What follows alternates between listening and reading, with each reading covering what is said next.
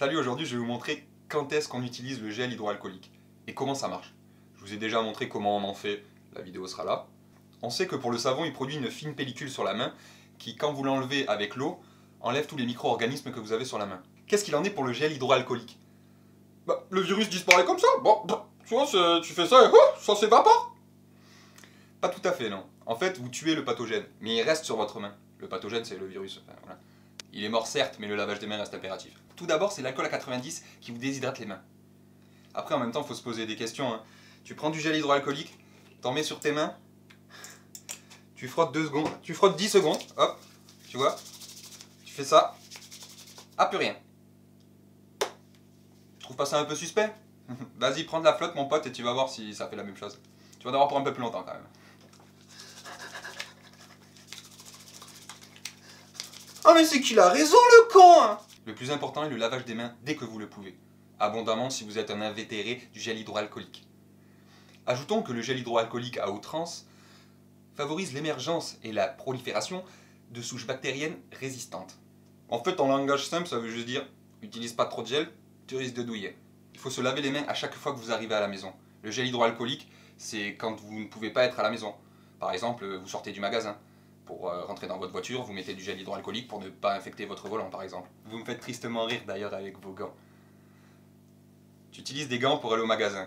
Je veux bien si tu les enlèves après. Et je veux bien que quand on t'appelle, réponds pas. T'as des gants qui peuvent être infectés, tu prends ton téléphone, tu réponds au téléphone déjà, avec ton gant.